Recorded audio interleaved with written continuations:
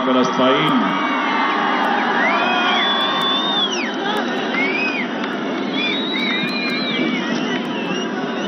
मेरे पाकिस्तानियों,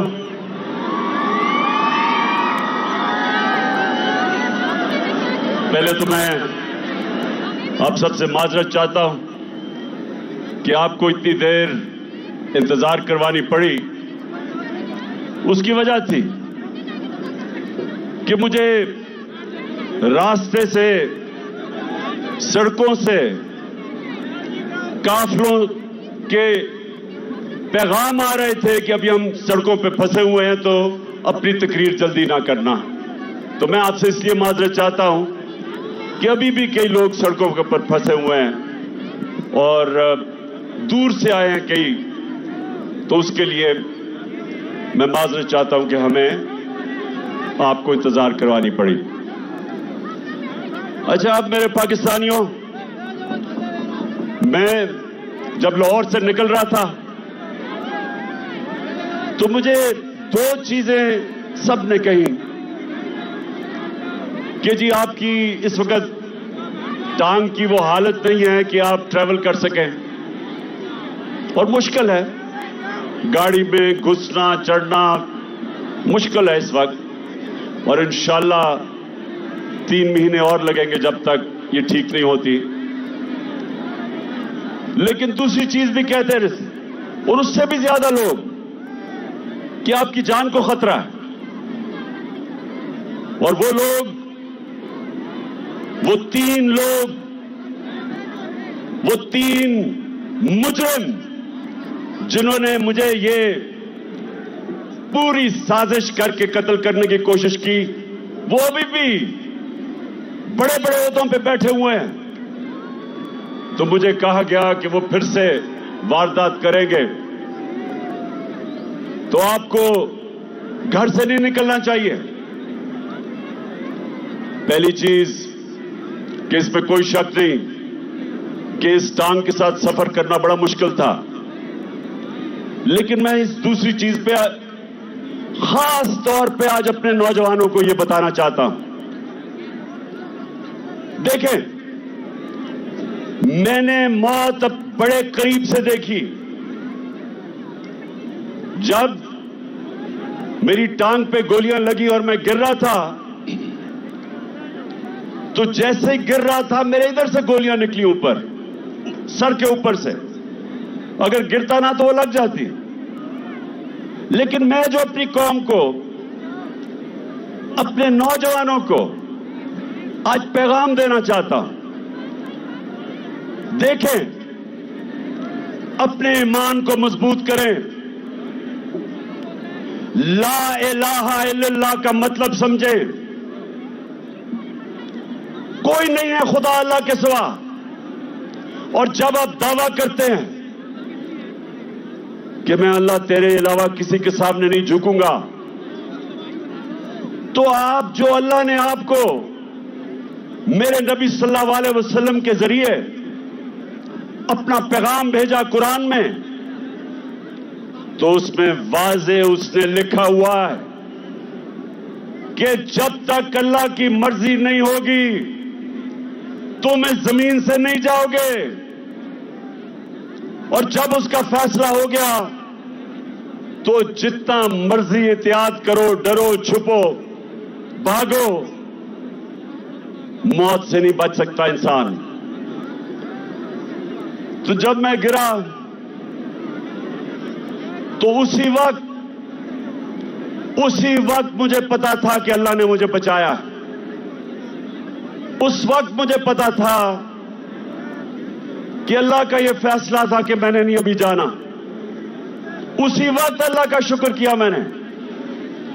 और ये अल्लाह का शान देखें कि 12 लोगों को गोलियां लगी, कंटेनर के ऊपर 12 लोगों को गोलियां लगी। ये फैसल को भी, मैं बल्कि इसको देख रहा था, इसके मुंह से खून गिर रहा था, गाल से। अहमद चट्टा जो मेरे साथ था, वो मेरे साथ गिरा हुआ था। ऊपर और लोगों को गोलियां लगी। لیکن اللہ کی شان دیکھو کہ 12 میں سے ایک بھی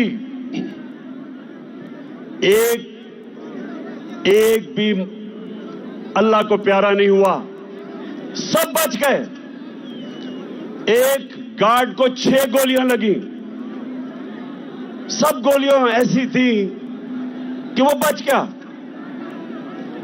میرا جو گارڈ زاہد تھا، ہمارا عمران اسماعیل جو سندھ کے گورنر تھے، 4 گولیاں اس کے کپڑوں میں سے نکلی، بچ گیا۔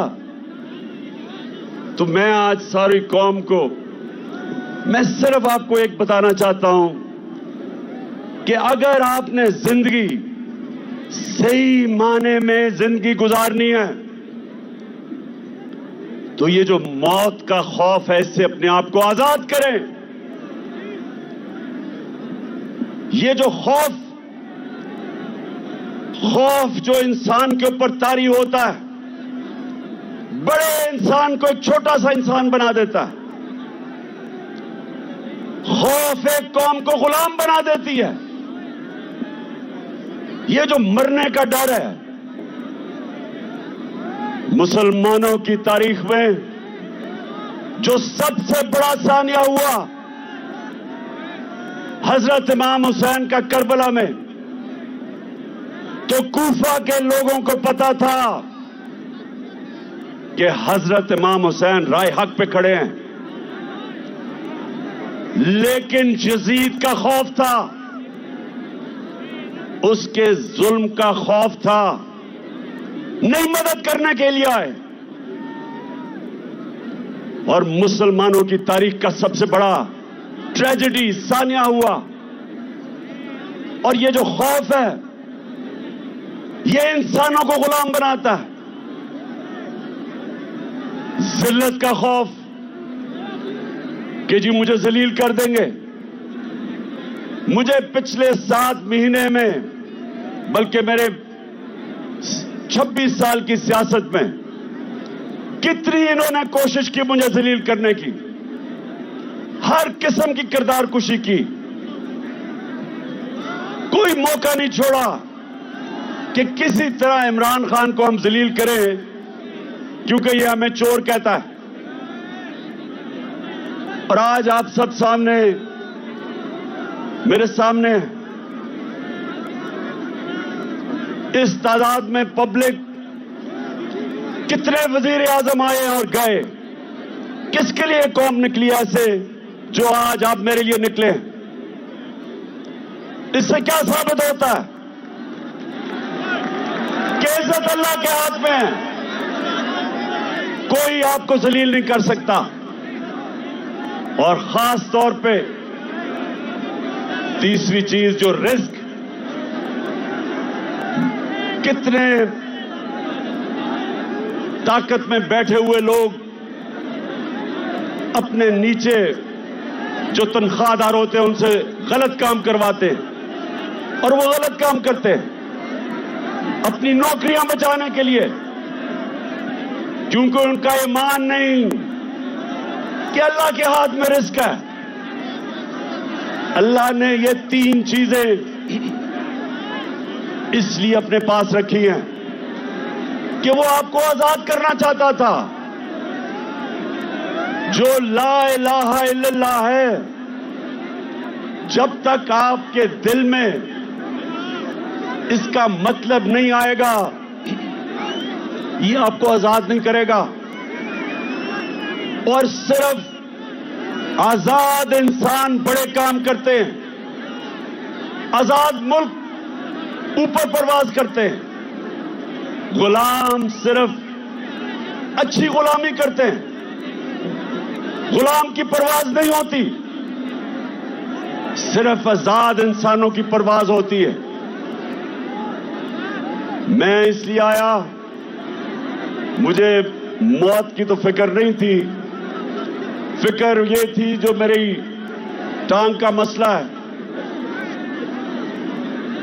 اس نے مجھے مشکلیں ڈالی چڑھنے میں اترنے میں، لیکن میں آیا اس لیے کہ میرے پاکستانیوں، آپ آج ایک ڈیفائننگ مومنٹ پہ کھڑے ہو. آج آپ کراس روڈز پہ کھڑے ہو, فیصلہ کن وقت پہ کھڑے ہو. آج آپ کے سامنے دو راستے ہیں. آج میری قوم, آپ کے سامنے دو راستے ہیں. جب نماز میں اللہ سے ہم کہتے ہیں کہ اللہ, ایک ہی چیز مانگتے ہیں اللہ سے 5 وقت کی نماز میں کہ اللہ ان کے راستے پہ لگا جن کو تو نے نعمتیں بخشی, ان کے راستے پہ نہ لگا جو تباہی کے راستے پہ نکل گئے. پاکستانیوں, آپ بھی ادھر کھڑے ہیں. ایک طرف نعمتوں کا راستہ ہے, آپ کی عظمت کا راستہ ہے, دوسری طرف آپ کی تباہی کا راستہ ہے, غلامی کا راستہ ہے, ذلت کا راستہ ہے. مولانا رومی, اس نے بڑی ایک ایسی بات کی جو مجھے کبھی نہیں بھولی. اس نے کہا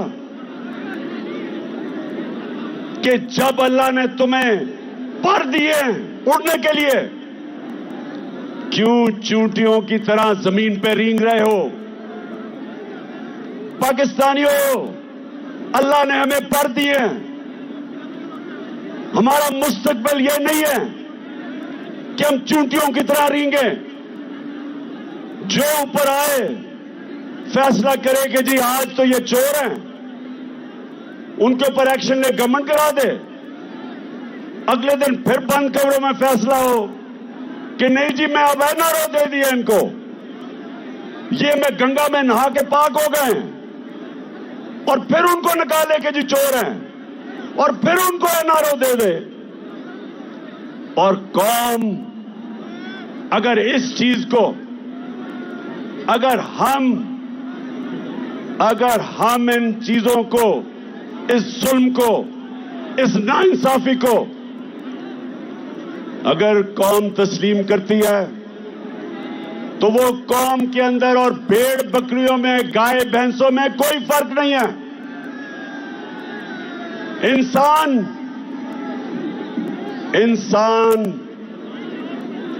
انصاف مانگتا ہے.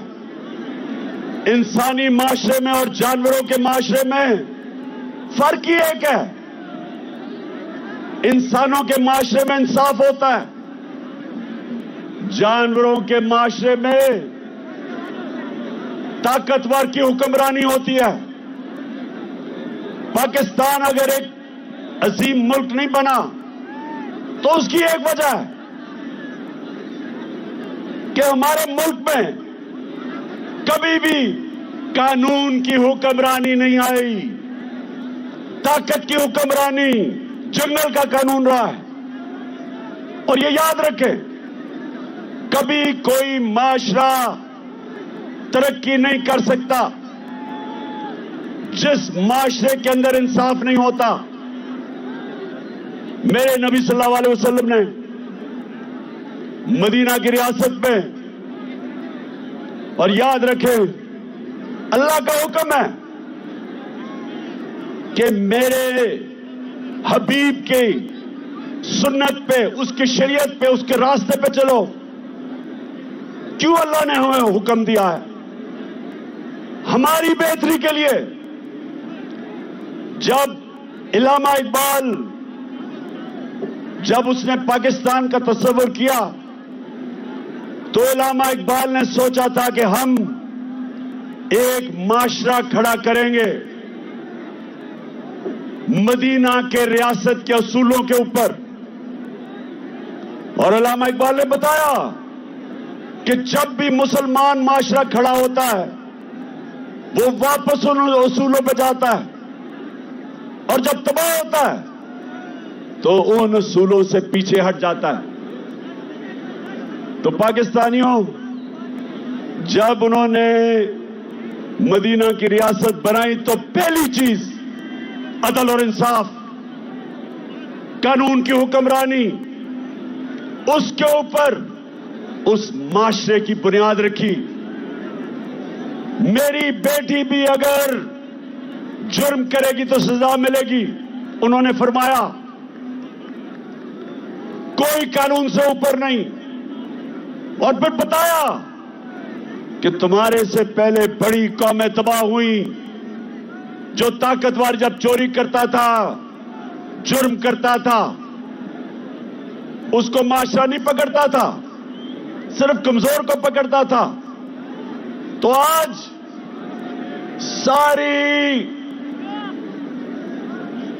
ساری دنیا میں آپ چلے جائیں, سارے غریب ملک دیکھ لیں. مجھے موقع ملا دنیا میں غریب ترین ملک دیکھنے کا اور امیر ترین. فرق ایک ہے, غریب ملکوں کے اندر انصاف نہیں. وہاں بھی اس طرح کے بڑے بڑے ڈاکو زرداری اور شریف کی طرح پیسہ چوری کر کے باہر لے کے جاتے ہیں اور ان کو نظام نہیں پکڑ سکتا. وہاں بھی صرف چھوٹا چور جیل میں جاتا ہے. سارے غریب ملکوں میں دیکھ لیں اور سارے خوشحال ملکوں میں چلے جائیں, یورپ جائیں, سوئٹزرلینڈ جائیں, اسکینڈینیویا جائیں, برطانیہ جائیں, پوچھیں جو بیرون ملک پاکستانی ان ملکوں میں رہتے ہیں ان سے پوچھیں کیوں وہ آج تحریک انصاف کے ساتھ کھڑے ہیں, کیوں بیرون ملک پاکستانی آج ہمارے ساتھ کھڑے ہیں, کیوں ان کو سمجھ ہے میں کیا کہہ رہا ہوں. کیونکہ ان ملکوں کے اندر انصاف ہے. یہاں سے جا کے وہ پیسہ بناتے ہیں, وہاں خوشحالی آتی ہے, اپنے بچوں کو اچھے اسکولوں میں پڑھاتے ہیں. کیوں؟ کیونکہ ان کے ملک میں انصاف ہے, محنت کا پھل ملتا ہے, ان کے حقوق کی تحفظ ہے, ان کی عدالتیں انسانوں کے اندر انصاف کرتی ہیں, اس لیے وہاں خوشحالی ہے. اور غریب ملکوں کے اندر ہر غریب ملک اب چلے جائیں, ان کے بڑے بڑے وزیر اعظم, ان کے صدر ملک سے پیسہ چوری کر کے باہر لے جاتے ہیں. ہر سال 1700 ارب روپیہ غریب ملکوں کا چوری کر کے ان کے ہی صاحب اقتدار چوری کر کے امیر ملکوں میں آف شور اکاؤنٹس میں لے جاتے ہیں. غریب ہوتا جا رہا ہے, امیر ملک امیر ہوتے جا رہے ہیں.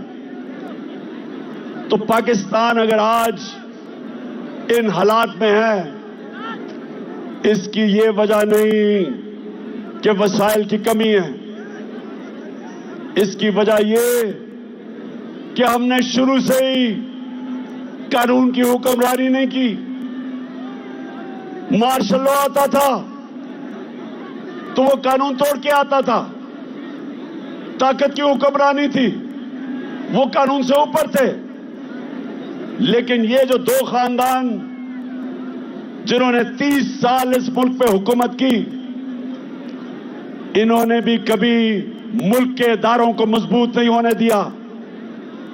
یہ بھی جب آتے تھے تو بجائے اداروں کو مضبوط کرتے, قانون کی حکمرانی لے کے آتے, انہوں نے بھی آتے ساتھ ہی اداروں کو کمزور کیا. کیونکہ کرپشن نہیں ہو سکتی تھی جب تک ادارے کمزور نہ ہوں. اور یہ وجہ ہے پاکستانیوں, نوجوانوں جو ترستے ہیں ملک سے باہر جانے کے, نوکریاں ڈھونڈنے کے لیے, یہ سمجھ جائیں کہ بیماری ایک ہے, انصاف نہیں ہے. اب مجھے یہ بتائیں, اعظم سواتی نے بات کی کہ کیا مسئلہ تھا ہماری حکومت کو جو ہٹایا گیا؟ کیا عمران خان کے اوپر کوئی کرپشن تھی؟ جب بھی ان دونوں کی حکومتیں ہٹائی گئی تو کرپشن ہوتی تھی. ہمیں کس وجہ سے سازش کے تحت ہٹایا گیا؟ کون سی ہم غلطی کر رہے تھے؟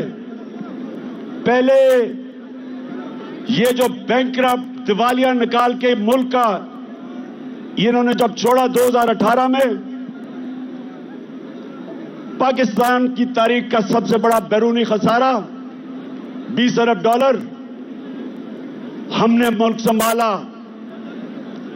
بیرون ملک میں گیا، ہمارے دوست ممالک سے پیسے لیے، شرم آئی مجھے۔ میں یہ بھی آپ کو بتا دوں کہ میرے 3.5 سال میں سب سے زیادہ شرمندگی ہوتی تھی جب ہمیں جا کے ملک کے لیے پیسے مانگنے پڑتے تھے۔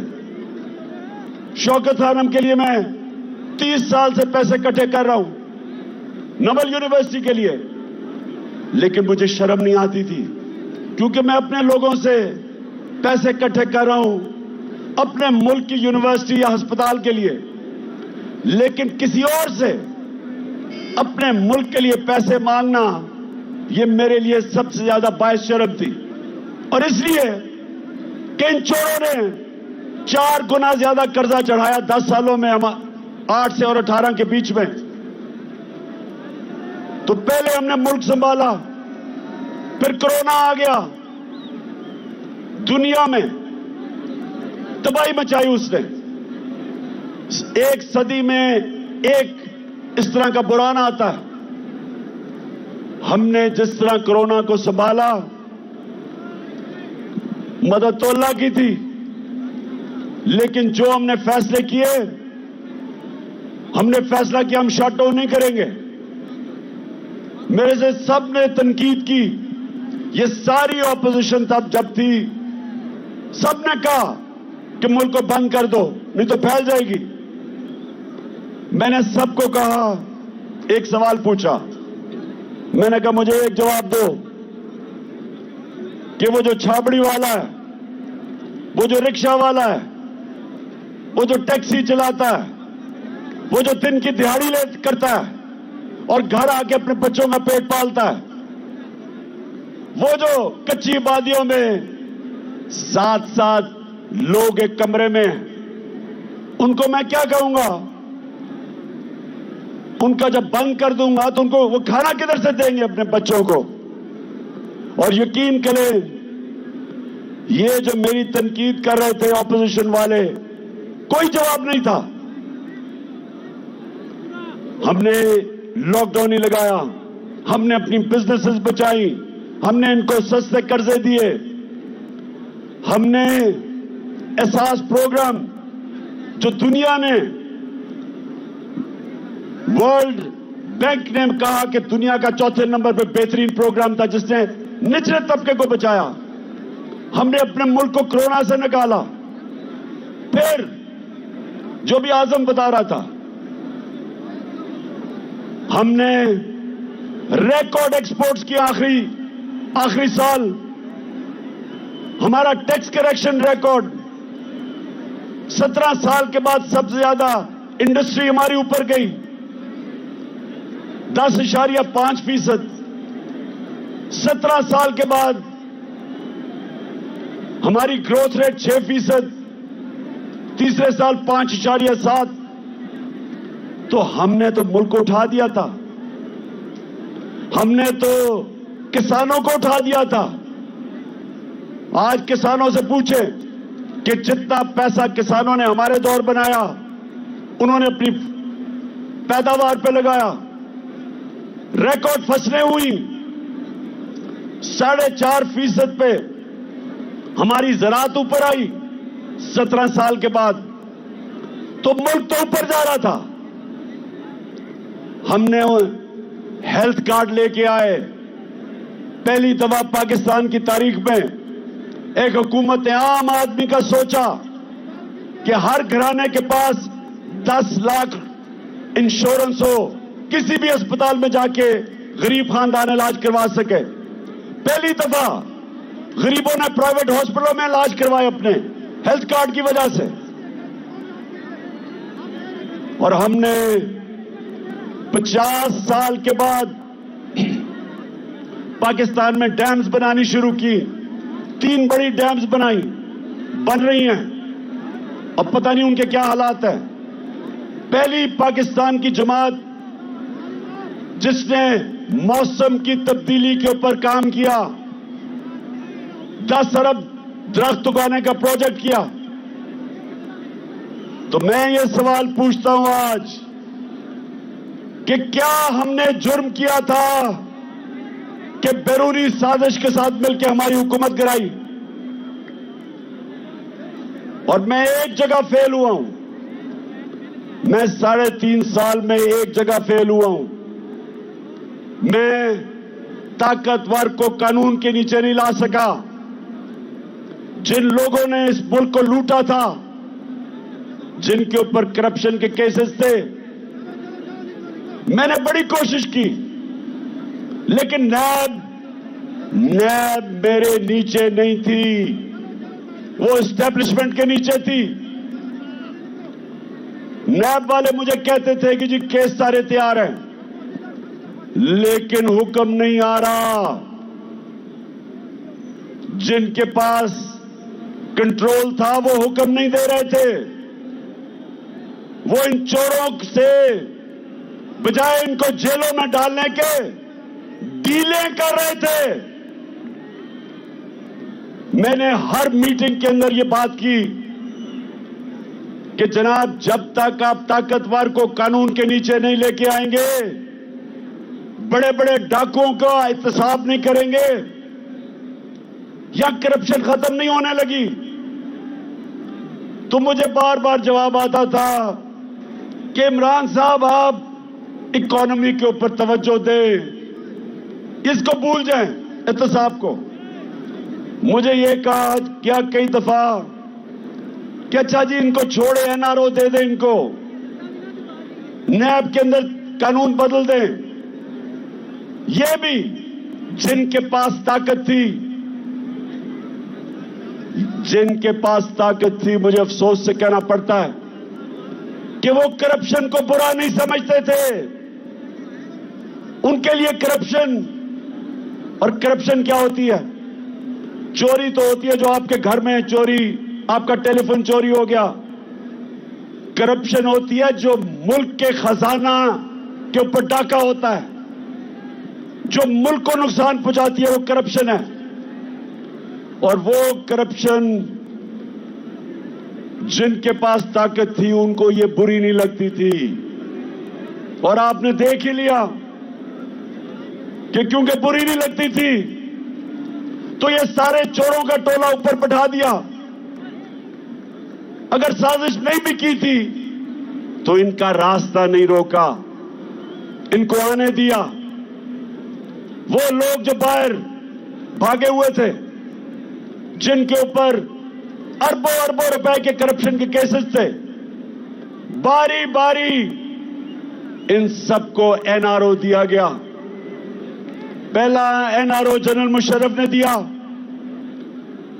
4 गुना हमारा कर्जा बढ़ा उस एनआरओ की वजह से। ये वापस आए, दोनों हाथों से इन्होंने मुल्क लूटा। और फिर अब कि एक हुकूमत जो चल रही थी उसको गिराया। और इन्होंने किया क्या? अच्छा, पहले तो मैं एक चीज वाज़ेह कर दूं कि बार बार हम सुनते हैं कि जी ये साइफर एक ड्रामा था। हम ये सुनते हैं कि जी ये तो साइफर थी कोई चीज नहीं, ये कोई एक फेक बयानिया बनाने गया। मैं आज जो भी ये सारे कह रहे हैं, और ये सब वो कह रहे हैं जो साजिश का हिस्सा थे, मैं इनसे पूछता हूं कि क्या नेशनल सिक्योरिटी काउंसिल के अंदर असद मजीद का साइफर जो डोनाल्ड लू से उसकी गुफ्तगू थी, क्या नेशनल सिक्योरिटी काउंसिल में ये रखी नहीं गई? और क्या इसमें यह नहीं लिखा हुआ था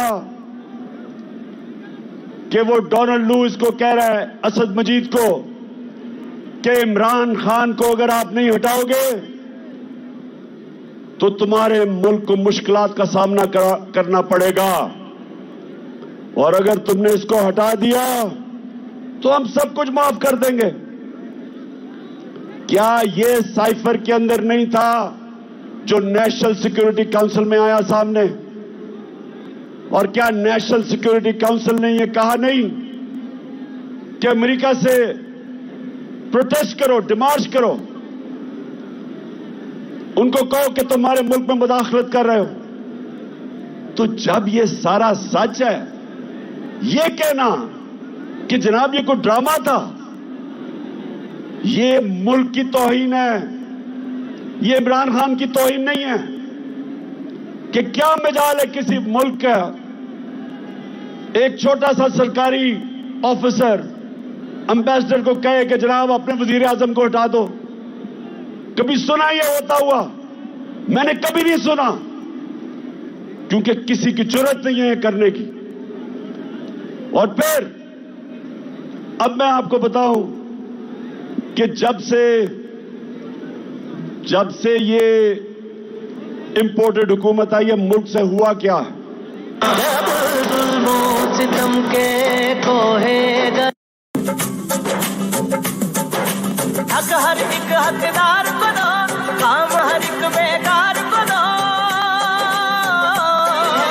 हक हर एक हकदार को दो, काम हर एक बेकार को दो। हक हर एक हकदार को दो, काम हर एक बेकार को दो। भूख रहे ना बीमारी, तहरीके इंसाफ चली, साफ चली शफाफ चली। चलो चलो इमरान के साथ, चलो चलो इमरान के साथ, चलो चलो इमरान के साथ, चलो चलो इमरान के साथ, चलो चलो इमरान के साथ, चलो चलो इमरान के साथ।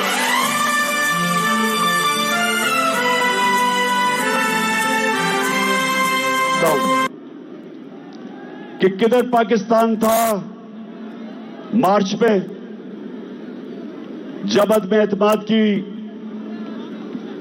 इन्होंने टेबल किया असेंबली में, और किधर आज है?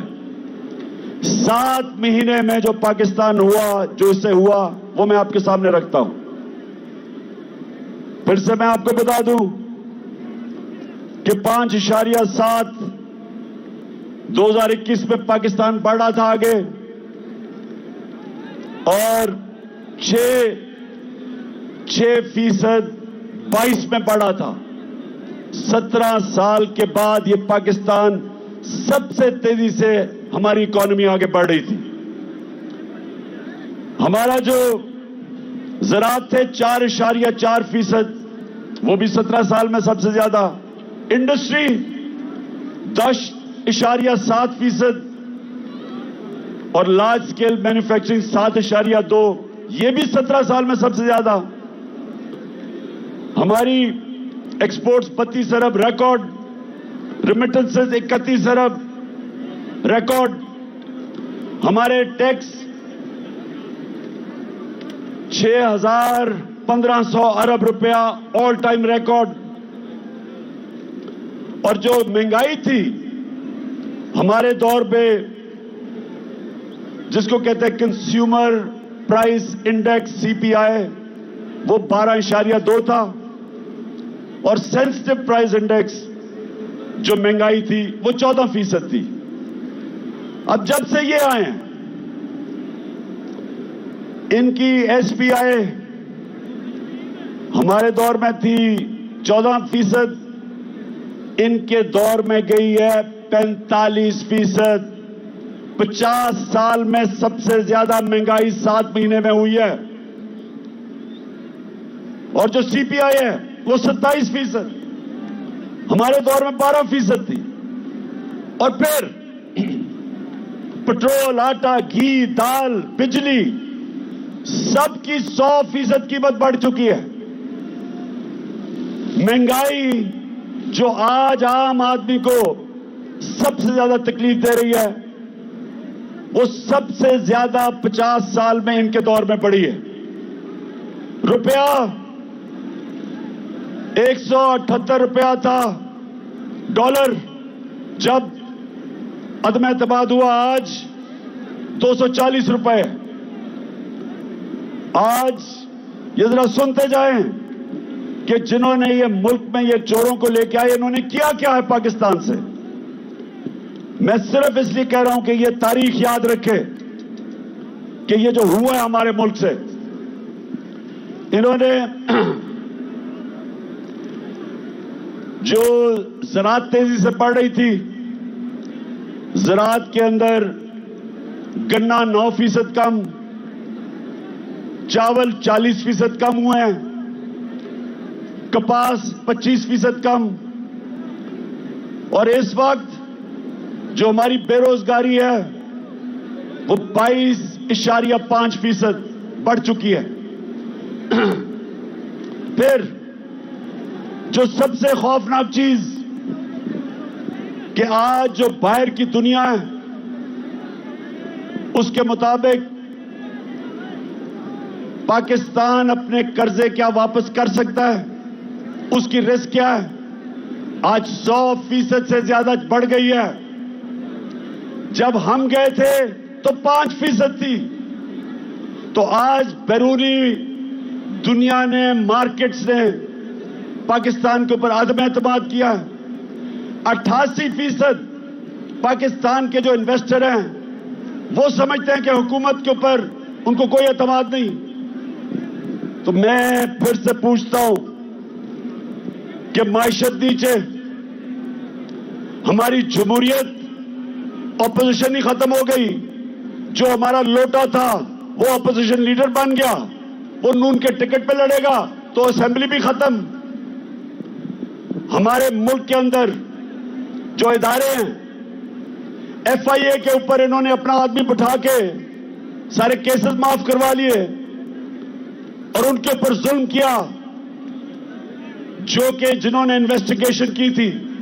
تو اب کب FIA کھڑی ہوگی کسی طاقتور کے سامنے؟ نیب میں اپنا آدمی بٹھایا، اپنے کیسز معاف۔ ادارے جو ملک کی بنیاد ہوتے ہیں وہ کمزور۔ سب سے زیادہ ظلم کیا ملک کی اخلاقیات پہ اور رول آف لا پہ، کہ انہوں نے آتے ساتھ ہی اپنے سارے کیسز معاف کروانے شروع کر دیے۔ تو ملک میں کیا پیغام دیا کہ جو جیلوں میں لوگ بھرے ہوئے ہیں ان کی صرف جرم یہ ہے کہ وہ غریب ہیں، طاقتور سارے بڑے بڑے ڈاکو بچتے جا رہے ہیں۔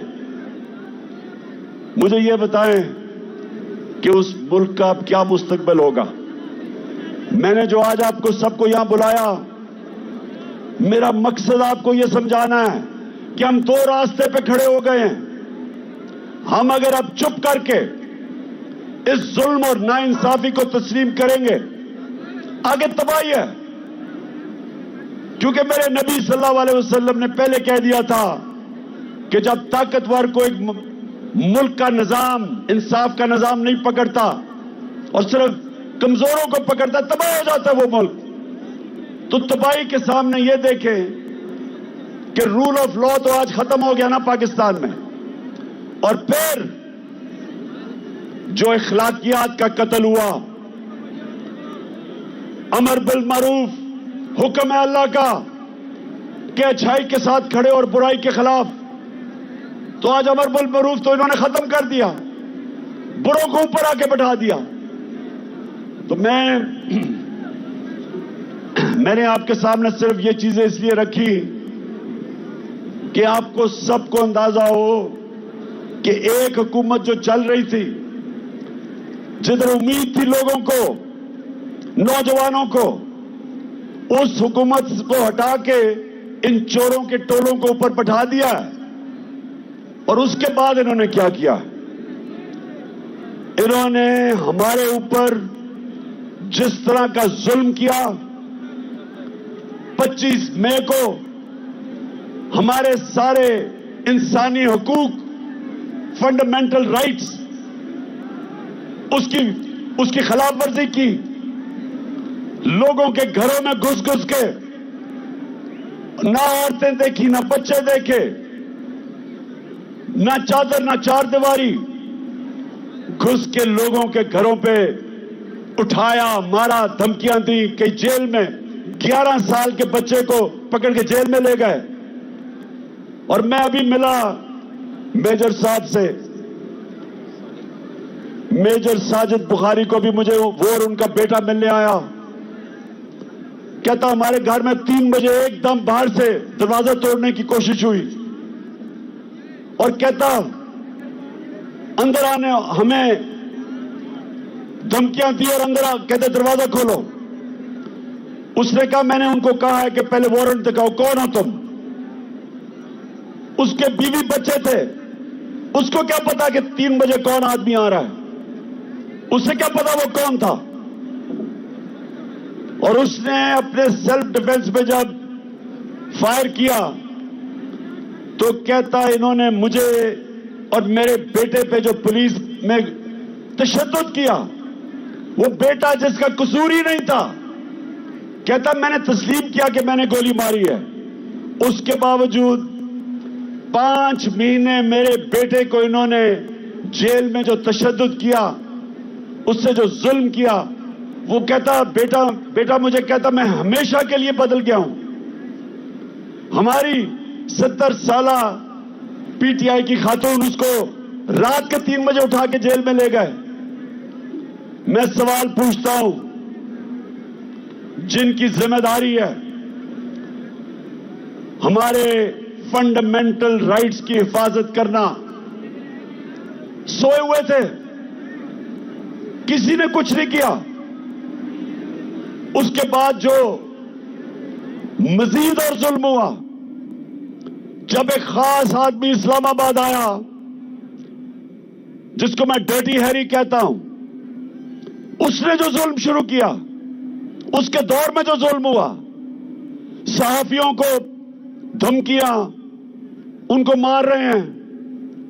एयाज अमीर जैसे दानिश्वर को, समी इब्राहिम, इमरान रियाज मुल्क से बाहर चला गया, साबिर शाकर, मोहित पीरजादा, और फिर जो अरशद शरीफ से किया, ये कभी पाकिस्तान में हमने ऐसा नहीं देखा।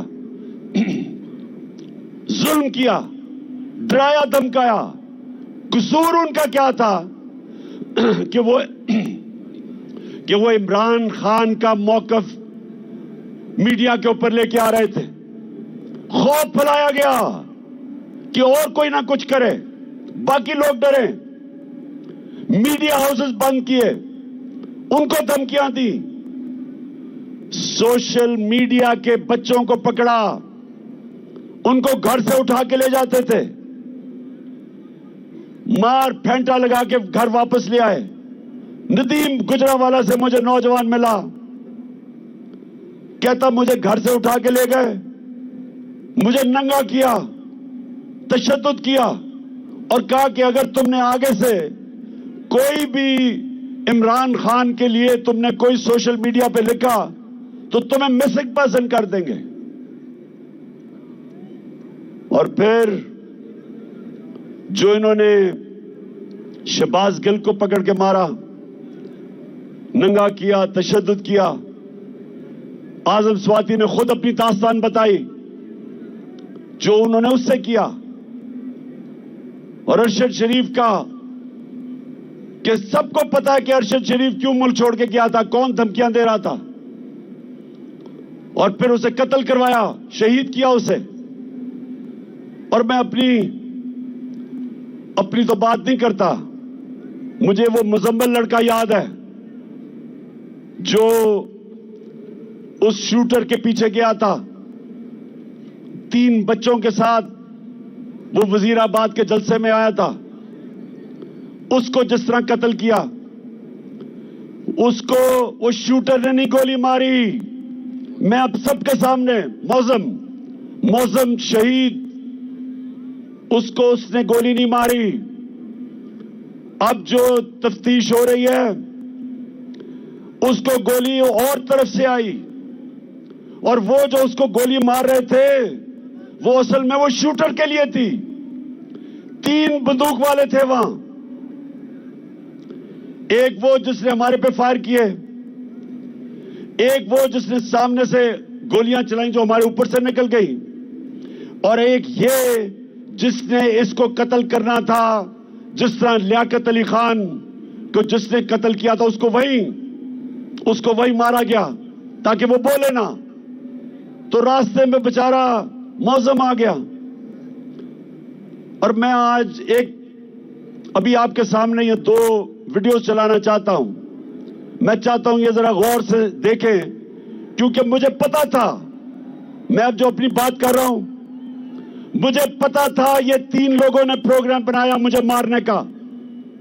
مجھے پتا تھا, مجھے اندر سے خبریں آئیں ایجنسیز کے اندر سے کہ پہلے یہ پروپیگنڈا کریں گے کہ عمران نے توہین مذہب کی, اور اس کے بعد یہ کہیں گے جی دینی انتہا پسند نے اسے قتل کر دیا. یہ 2 اب ویڈیو دیکھیں. یہ آج سے 2 مہینے پہلے میں نے یہ کیا کہا تھا, یہ دیکھیں. کیا مجھے مروانے کا, وہ اس کے پیچھے ہیں. انہوں نے فیصلہ کیا کہ جی کہیں گے توہین مذہب کیا, اور اس کے بعد اگر مجھے کسی نے قتل کیا تو کہیں گے جی کوئی مذہبی جنونی نے کر دیا کیونکہ اس نے توہین مذہب کیا. کوئی کان کھول کے سن لو, میں نے اپنی ساری قوم ایک ٹیپ بنا کے رکھی ہوئی ہے. جس وقت مجھے کچھ ہوا وہ ٹیپ آ جائے گی, ریلیز ہوگی, اور وہ 4 لوگوں کے نام ساری قوم کے سامنے آئیں گے جنہوں نے بند کمروں میں یہ فیصلہ کیا. اور دوسری کوشش کر رہے ہیں, پہلے سے ان کا پلان بنا ہوا ہے, میں آپ سب کو پہلے بھی بتا چکا ہوں. 4 لوگوں نے بند کمرے میں فیصلہ کیا مجھے مروانے کا, اور وہ لوگ ابھی بھی اس سازش پر لگے ہوئے ہیں. انہوں نے دونوں مریم جو جھوٹ بولنے کی PhD دونوں کے پاس ہے, ان کو اور جاوید لطیف کو, انہوں نے ان سے پریس کانفرنس کروائی, اور پریس کانفرنس کروائی ایسی کہ عمران خان خدا نہ خواستہ اس نے مذہب کی توہین کی ہے. اور پھر ان کی کوشش ہے کہ اس کی وجہ سے اگر کوئی بھی میرے اوپر واردات ہو تو کہیں گے جی مذہبی جنونی نے کر دیا, کہیں گے کہ جی کوئی دینی انتہا پسند ہے اس کو مار دیا. یہ ان کا پلان ہے. لیکن میں آج آپ سب کو کہہ رہا ہوں, سارے پاکستان میں پھر رہا ہوں, مجھے اپنی جان سے زیادہ مجھے پاکستان کی آزادی کی فکر ہے. میں آزاد دیکھنا چاہتا ہوں. جی تو میں یہ آپ کو آج اس لیے دکھائی کہ پلان کا مجھے پہلے پتا تھا. کیوں کرنا چاہتے تھے؟ کیونکہ انہوں نے سمجھا تھا کہ جب تحریک انصاف کی حکومت گرائی تھی تو ایک دم لوگ بھول جائیں گے, پارٹی ٹوٹ جائے گی. ان کے ذہن میں بھی نہیں تھا کہ ایک باشعور پاکستانی پبلک بجائے تحریک انصاف کو بھولنے کے لیے اس قوم ہمارے ساتھ آگے کھڑی ہو گئی. اور جتنے ان کی شکلیں دیکھتے رہے ان چوروں کی, اور زیادہ لوگ ہمارے ساتھ آ گئے. اور پھر جو انہوں نے معیشت کی تباہی کی اس سے اور مضبوط ہو گئی پارٹی. اور اس کے بعد جو الیکشن ہوئے,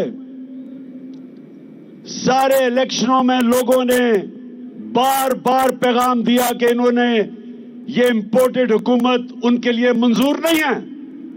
بار بار قوم نے پیغام دیا, لیکن بجائے عوام کی آواز سننے کے ہمارے اوپر تشدد شروع ہو گیا.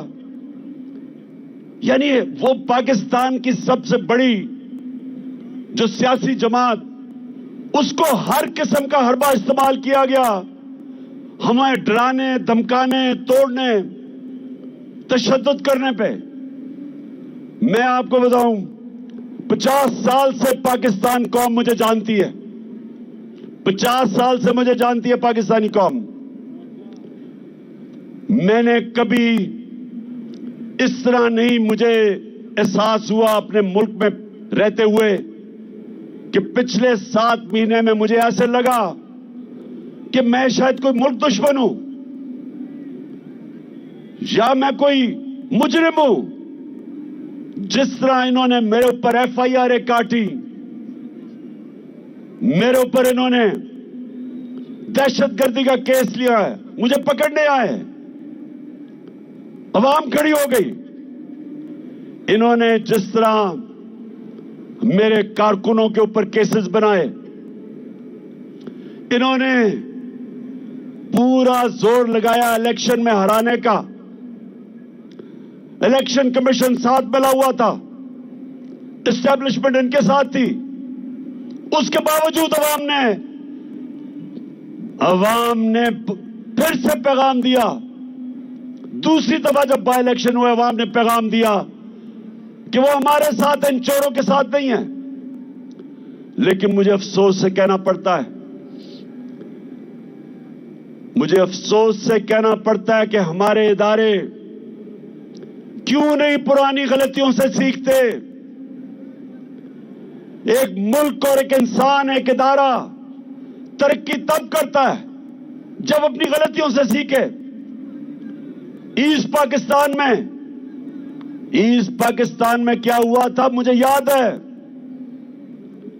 میں وہ آخری ہمارا جہاز آیا تھا ڈھاکہ سے، ہم میچ کھیلنے گئے تھے انڈر 19 کا، اس کے بعد ملٹری آپریشن شروع ہو گیا تھا۔ مجھے تو وہ یاد ہے کہ ڈھاکہ میں کیا تاثر تھا لوگوں کا۔ ہم نے ان سے انصاف نہیں کیا، پاکستان کی سب سے بڑی جماعت سے انصاف نہیں کیا۔ ہم نے زور سے طاقت کو استعمال کرتے ہوئے اپنی من مانی کی، ملک ٹوٹ گیا۔ اور ہم نے سیکھا نہیں کہ آج جو ایک واحد پاکستان کی سب سے بڑی سیاسی جماعت، فیڈرل پارٹی، جو سارے پاکستان کو اکٹھا رکھ سکتی ہے، اس کے اوپر یہ حربے استعمال کیے جا رہے ہیں۔ ہر موقع استعمال کیا ہمیں کمزور کرنے کا۔ سب کو، میڈیا ہاؤسز کو دھمکیاں دی گئیں کہ ہمیں نہ دکھایا جائے۔ یہ جلسے کے اوپر جتنی ہمیں مشکلات پڑی، کبھی ہماری اپنی پولیس نہ سنے۔ پنجاب میں ہماری حکومت ہے، پولیس بے بس ہوئی ہے، ہمارے ساتھ تعاون نہ کرے، کبھی سنا ہے؟ میں نے جب اپنی FIR کٹوانے کی کوشش کی، مجھے تو پتا تھا وہ 3 کون ہیں، مجھے تو پہلے پتا تھا۔ پنجاب میں ہماری حکومت ہوتے ہوئے ملک کا ایکس پرائم منسٹر، سب سے بڑی پارٹی کا سربراہ، میں اپنی FIR نہیں کٹوا سکا۔ پولیس والا کہتا جی مجھے ہٹا کے کسی اور کو بٹھا دے، میں نہیں سائن کر سکتا۔ اتنا خوف ہے، اتنا طاقتور کا خوف ہے یہاں۔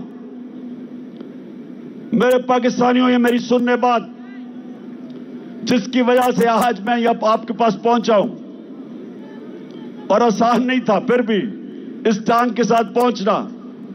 لیکن میں آپ کو ایک بات بتانا چاہتا ہوں، دیکھیں، جب تک اس ملک کے اندر طاقتور قانون کے نیچے نہیں آئے گا،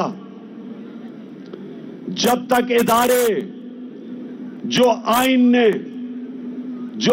نے ان کو لمٹس دی ہوئی ہیں، دائرہ دیا ہوا ہے، اس دائرے کے اندر رہ کے کام نہیں کریں گے، جب تک ادارے اپنی ذمہ داریاں نہیں پوری کریں گے، اور میں سب اداروں کی بات کر رہا ہوں، میں اپنی عدلیہ کی بات کر رہا ہوں، میں اپنی ملٹری اسٹیبلشمنٹ کی بات کر رہا ہوں، جو آپ کی یہ آج تنقید نہیں کر رہا وہ ملک کا دشمن ہے۔ میرا پاکستان ہے اور میری فوج ہے، میں چاہتا ہوں کہ میرے ملک کی ایک مضبوط ڈیفنس ہو۔ میں غلامی بار بار کہتا ہوں کہ غلامی سے بہتر موت ہے، اور اگر آپ کی فوج مضبوط نہیں ہوگی، آپ کی اگر فوج مضبوط نہیں ہوگی تو مسلمان دنیا میں دیکھ لیں کیا حالات ہیں مسلمان ملکوں کے آج. ہمیں تو فخر ہے کہ سارے مسلمان ملکوں میں ہماری سب سے طاقتور فوج ہے. تو جب میں تنقید کرتا ہوں اپنے اداروں کی, اپنی عدلیہ کی, میں وہ پاکستانی ہوں جس کا جینا مرنا پاکستان میں ہے. میں نے وہ نہیں ہوں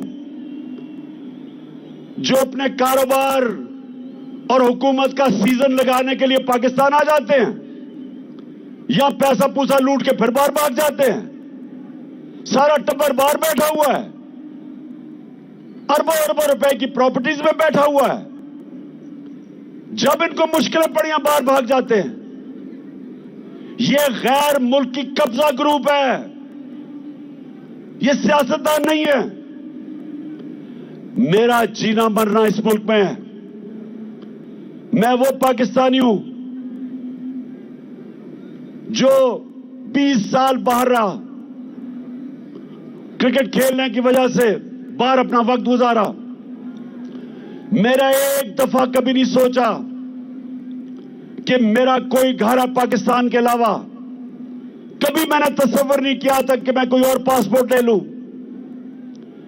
کیونکہ مجھے ہمیشہ پتا تھا کہ یہ ملک ہے جدھر میں خودداری سے بڑھ سکتا ہوں.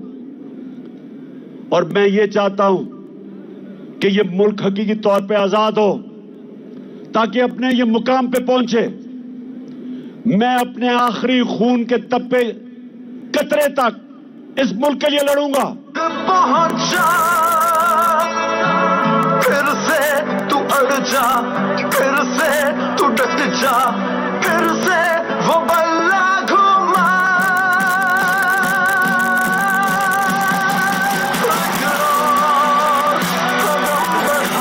تحریک انصاف چلی, صاف چلی, شفاف چلی. تحریک انصاف چلی. چلو چلو عمران کے ساتھ, چلو چلو عمران کے ساتھ, چلو چلو عمران کے ساتھ, چلو چلو عمران کے ساتھ. چلو چلو عمران کے ساتھ, چلو چلو عمران کے ساتھ, چلو چلو عمران.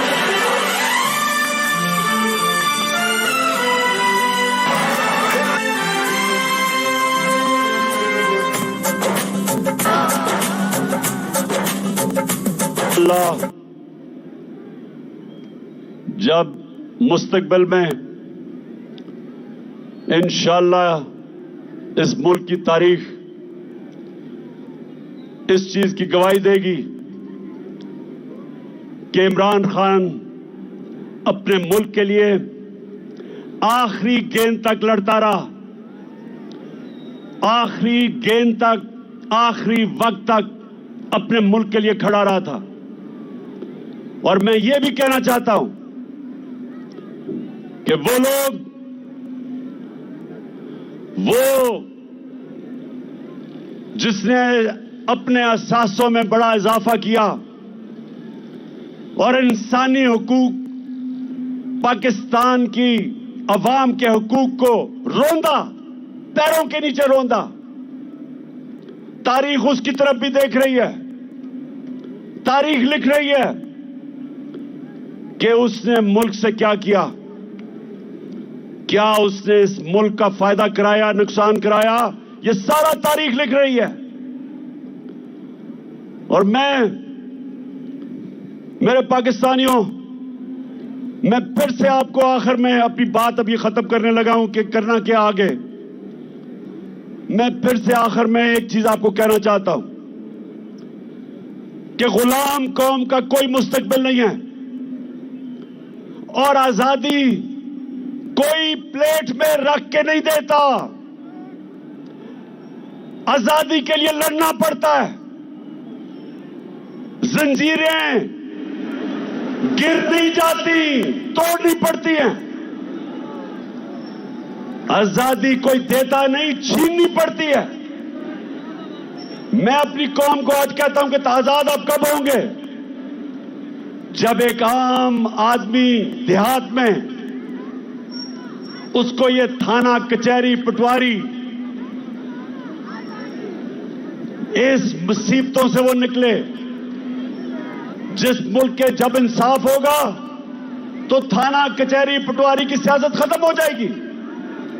جب انصاف ہوگا تو قبضہ گروپ ختم ہو جائیں گے. کیوں نہیں یورپ میں قبضہ گروپ؟ کیوں نہیں برطانیہ میں قبضہ گروپ؟ کیوں نہیں امریکہ میں؟ کیونکہ وہ قانون ہے. قانون کمزور کی حفاظت کرتا ہے.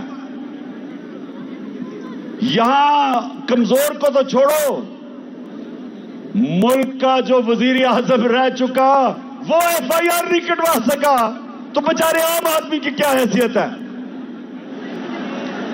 جو آزم سوازی سے ہوا ہے؟ ملک کا سینیٹر 74 سال کا آدمی، اور کیا اس کا جرم تھا کہ جی اس نے ایک ٹویٹ کر دی. پتہ نہیں کون اس ملک کا فرعون تھا کہ جرأت ہوئی کہ جی ٹویٹ کر دی. اس کو ننگا کر کے تشدد کیا. کسی مہذب معاشرے میں میرے پاکستانیوں یہ نہیں ہوتا، کیونکہ حقوق ہوتے ہیں، انصاف ہوتا ہے. حضرت عمر کے دور میں ایک شہزادہ مسلمان ہوتا ہے، خانہ کعبہ کا طواف ہو رہا ہوتا ہے. ایک غلام کا پیر شہزادے کے کپڑے پہ آ جاتا ہے. شہزادہ زور سے مارتا ہے اس غلام کو کہ تمہاری جرأت. وہ غلام چلا جاتا ہے حضرت عمر کے پاس. حضرت عمر اس شہزادے کو بلاتے ہیں، کہتے تم نے اس کو مارا تھا؟ شہزادہ کہتا ہاں جی. حضرت عمر غلام کو کہتے ہیں واپس اس کو لگاؤ ایک منہ پہ، کیونکہ سب کی عزت ایک برابر ہے. غلام اور شہزادے کی ایک عزت ہے. آج مغرب میں جائیں، برطانیہ میں جائیں، آپ کو پتا چلے گا کہ جو مدینہ کے ریاست کے اصولوں کے اوپر دنیا کی عظیم ریاست کھڑی کی تھی میرے نبی صلی اللہ علیہ وسلم نے، ان اصولوں کے اوپر آج مغرب میں لوگ چل رہے ہیں. ادھر ہے انصاف، اور انصاف کی وجہ سے خوشحالی ہے، اور انصاف کی وجہ سے آزاد ہیں. لوگ، ہر آدمی کو پتا ہے کہ میرے پر کوئی ظلم نہیں کر سکتا. آپ سندھ چلے جائیں، جو سندھ کے اندر بچارے غریبوں پہ، ہاریوں پہ، کمزوروں پہ جو ظلم ہے میں نے دنیا میں نہیں کہیں دیکھا. یہ جو زرداری مافیا، جھوٹے کیسز، غنڈے، مار پڑواؤ، زمینوں پہ قبضے کرو، بچارے لوگ بے بس ہیں. اور ہمارے ملک میں ہر طبقہ جب کمزور طاقتور کے سامنے کھڑا ہوتا ہے بے بس ہے. اس لیے میری حقیقی آزادی کی تحریک چلتی جائے گی جب تک ہم اپنے لوگوں کو آزاد نہیں کرتے. یہ چلتی جائے گی. اور اب میں آتا ہوں کہ آج جو میں نے آپ سب کو بلایا، ہم یہ چاہ رہے تھے، ایک تو ہماری آزادی، حقیقی آزادی کی تحریک چلتی رہے گی. آج میں نے آپ سب کو یہاں بلایا تھا، یہ جو مارچ ہم کر کے آ رہے تھے، ہم نے اس امپورٹڈ حکومت کو کہنا تھا کہ الیکشن کرواؤ. ایک پرامن احتجاج آئین اور قانون میں رہتے ہوئے ہم نے ان سے الیکشن مانگنے تھے، کیونکہ ساری قوم چاہتی ہے الیکشن. گیلپ کی سروے آئی ہے کہ 75% پاکستانی الیکشن چاہتے ہیں. اور جس طرح ہماری معیشت تیزی سے گر رہی ہے، سوائے الیکشن کروا کے ایک سٹیبل گورنمنٹ آئے، جب تک سیاسی استحکام نہیں آئے گا تو معاشی استحکام تو آنے ہی نہیں لگا. تو اس لیے ہم یہاں آئے تھے کہ اس حکومت پہ پریشر ڈالیں اور اداروں پہ پریشر ڈالیں کہ وہ اپنا رول ادا کریں، کہ اس وقت جدھر پاکستان کھڑا ہے الیکشن کے علاوہ تو کوئی راستہ نہیں ہے. اور ان کو بھی پتا ہے, یہ جو چوروں کا ٹولہ اوپر بیٹھا ہے ان کو پتا ہے کہ الیکشن کے علاوہ یہ اب ملک مزید دلدل میں پھنستا جا رہا ہے. لیکن مسئلہ کچھ اور ہے. وہ جو لندن میں بیٹھا ہوا جو وہاں سے بیٹھ کے فیصلے کرتا ہے ایک مجرم, وہ ڈرا ہوا ہے. وہ ڈرا ہوا اس لیے کہ اسے پتہ ہے جب الیکشن ہوگا تو انہوں نے پٹ جانا ہے, تو وہ الیکشن سے بھاگا ہوا ہے. اور اس کو کوئی فرق نہیں پڑتا کہ اگر پاکستان کا دیوالیہ نکل جائے, کیونکہ اس کے اربوں ڈالر باہر پڑے ہیں. نہ ہی آصف زرداری کو فرق پڑتا ہے, اس کے اربوں ڈالر باہر پڑے ہوئے ہیں, تو ان کو تو کوئی فرق نہیں پڑتا. یہاں مسئلہ آئے گا یہ باہر بھاگ جائیں گے. مسئلہ میری قوم کا ہے. اس وقت ہماری قوم دلدل میں پھنس رہی ہے. میں نے آپ کو اعداد و شمار دے دیے. معیشت تیزی سے نیچے جا رہی ہے, فیکٹریاں بند ہو رہی ہیں, بے روزگاری بڑھ رہی ہے, 50 سال میں سب سے زیادہ مہنگائی ہے, کسان پٹا ہوا ہے, ڈیزل کی قیمت, بجلی کی قیمت, کھادوں کی قیمت, وہ کسان گزارا ہی نہیں کر سکتا. اس کی پیداوار گر رہی ہے, قرضے بڑھتے جا رہے ہیں, ریمیٹنسز گر رہی ہیں, باہر سے جو پاکستانی پیسے بھیجتے ہیں وہ کم ہو رہے ہیں, ایکسپورٹس گر رہی ہیں. اور جب انڈسٹری بند ہو رہی ہے تو سوال یہ ہے کہ ان کے پاس روڈ میپ کیا ہے؟ کوئی روڈ میپ نہیں ہے. میں آج یہاں اس لیے ان کے اوپر پریشر ڈالنے آیا تھا, ان کو یہ بتانے کے لیے کہ آپ کے پاس کوئی راستہ نہیں ہے سوائے الیکشنز کا. اور میں یہ سارے پاکستان کے جو فیصلہ بڑے بڑے طاقتور فیصلہ کرنے والے ادارے ہیں ان کو بھی بتا رہا ہوں کہ یہ تو ملک ڈوب رہا ہے. یہ ملک اگر ڈیفالٹ کی طرف چلا گیا تو ہمارے پاس تو وہ حالات ہو جائیں گے کہ جب آپ کی اکنامک سیکیورٹی گرتی ہے تو ملک کی نیشنل سیکیورٹی نیچے چلی جاتی ہے. اکنامک سیکیورٹی جب سوویت یونین کی گری تو ملک ٹوٹ گیا, سوویت یونین ٹوٹ گیا. تو ہم تو آج ادھر جا رہے ہیں. تو میں یہ اپنی الیکشن یا پالیٹکس کے لیے نہیں آیا. الیکشن تو انشاءاللہ جب 9 مہینے کے بعد بھی ہوں گے, جیتنا تو ہم نے ہے. یہ تو آپ کبھی جیت ہی نہیں سکتے. جیتنا تو ہم نے ہے, لیکن ملک کی ضرورت آج الیکشن کروانا ہے اس کو بچانے کے لیے. میں آج فیصلہ کیا تھا کہ میں اپنی قوم کو کیا کہوں گا. کیا ہم سیدھا اسلام آباد نکل جائیں؟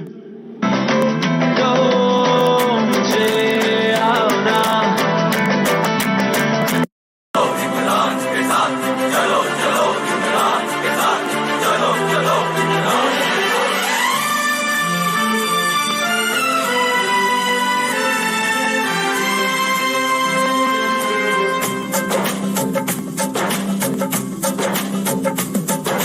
حق ہر ایک حقدار کو دو, کام ہر ایک بیکار کو دو. حق ہر ایک حقدار کو دو, کام ہر ایک بیکار کو دو. حق ہر ایک حقدار کو دو, کام ہر ایک بیکار کو دو. بھوک رہے نہ بیماری, تحریک انصاف چلی, صاف چلی شفاف چلی. چلو چلو عمران کے ساتھ چلو چلو, عمران کے ساتھ چلو چلو, عمران کے ساتھ چلو چلو, عمران. کبھی بھی جو عوام کا سمندر ہے, لوگ تو ابھی بھی سڑکوں کے اوپر پھنسے ہوئے ہیں. ایک ہم نے فیصلہ کرنا ہے اسلام آباد جانا, تو میں آپ کو یقین دلاتا ہوں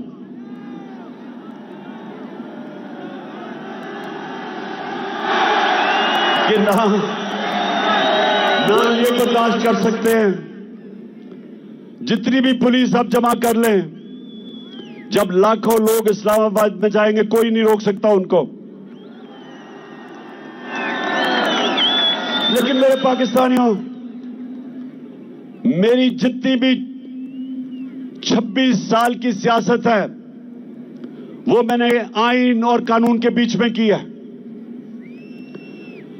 میرے لیے ان 7 مہینے میں بڑا آسان تھا کہ ہم وہ سری لنکا والا حالات پیدا کر دیتے.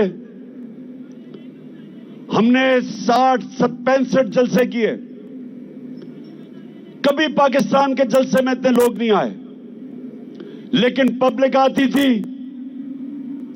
اور پرامن طریقے سے یہ بتاتے ہوئے کہ ہم ان چوروں کو قبول نہیں کریں گے, پھر پرامن طریقے سے واپس چلی جاتی تھی. میری پوری کوشش رہی کہ میں کسی قسم کا انتشار اپنے ملک میں نہ پیدا کروں, کیونکہ ویسے ہی معاشی حالات برے ہیں. اگر یہاں توڑ پھوڑ شروع ہو گئی سب کے ہاتھ سے گیم نکل جائے گی.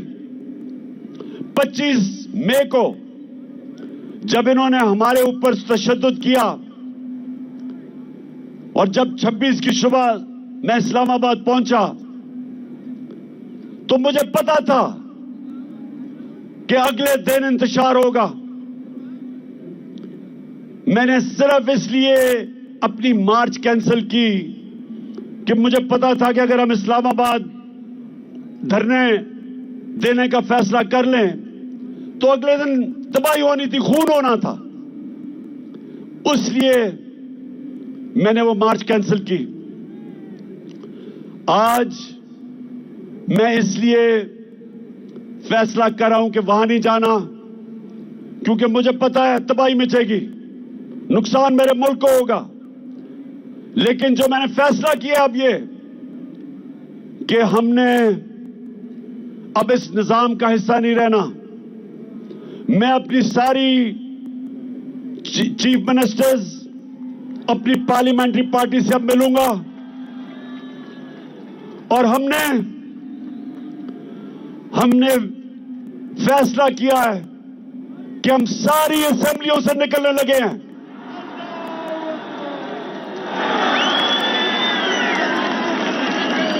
ہم بجائے اپنے ملک میں توڑ پھوڑ کریں, ہم بجائے اپنے ملک میں تباہی مچائیں, اس سے بہتر ہے کہ ہم اس کرپٹ نظام سے باہر نکلیں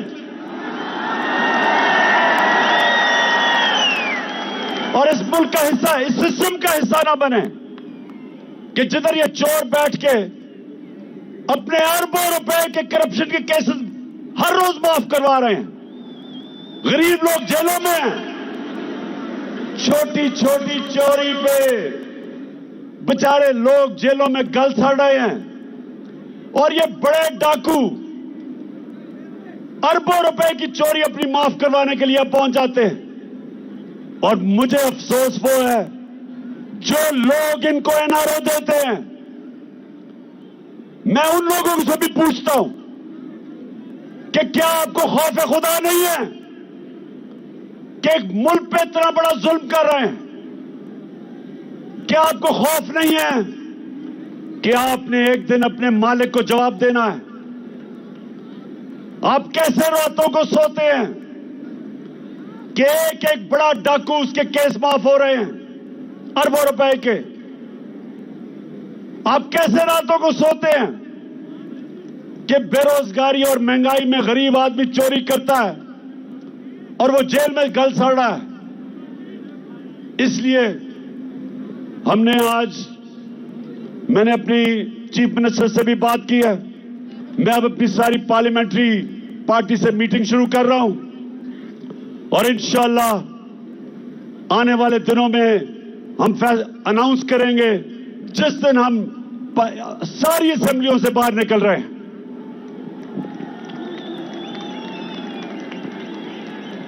आखिर में मैं आप सबका शुक्रिया अदा करता हूं, जिस तादाद में आप यहाँ आए, जितनी मुश्किलों से आप आए, मैं आपका शुक्रिया अदा करता हूं। आपने मेरी हौसला अफजाई की, आपका शुक्रिया अदा करता हूं।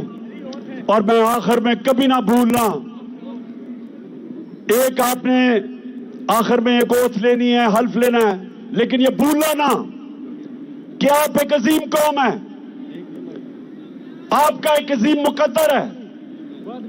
और इंशाअल्लाह ये मैं जद्दोजहद इसलिए कर रहा हूं कि मेरा ईमान है कि अल्लाह एक दिन हमारे मुल्क पे करम करेगा, और वो तब करेगा जब ये कौम फैसला करेगी। जो कुरान में लिखा हुआ है कि मैं कभी किसी कौम की हालत नहीं बदलता जब तक वो कौम खुद अपनी हालत बदलने की कोशिश ना करे। और इंशाअल्लाह वो मेरी कौम तैयार है अपनी हालत बदलने के लिए। अब ये हल्फ ले। बिस्मिल्लाहिर्रहमानिर्रहीम। हाथ उठा ले, हाथ उठा ले, माइक दे दे बॉस को। हाथ उठा के इमरान खान साहब के साथ हम हल्फ उठाएंगे। मैं यहां से पढ़ूंगा, आपने रिपीट करना है। बिस्मिल्लाहिर्रहमानिर्रहीम। बिस्मिल्लाहिर्रहमानिर्रहीम। हम हल्फ उठाते हैं, हम हल्फ उठाते हैं कि हम पाकिस्तान के आइन की, कि हम पाकिस्तान के आइन की हमेशा पासदारी करेंगे, हमेशा पासदारी करेंगे। हम हकीकी आजादी, हम हकीकी आजादी के इस जिहाद में, के इस जिहाद में इमरान खान के साथ इंशाअल्लाह मेरे साथ आखिर तक जदोजहद करेंगे, जदोजहद करेंगे कि हम कभी भी अल्लाह के सिवा किसी के सामने नहीं झुकेंगे, नहीं झुकेंगे, नहीं झुकेंगे। और हम हर किस्म की कुर्बानी के लिए, हर किस्म की कुर्बानी के लिए तैयार रहेंगे। अल्लाह हम सबका हामी और नासिर हो। हामी और नासिर हो। आमीन। पाकिस्तान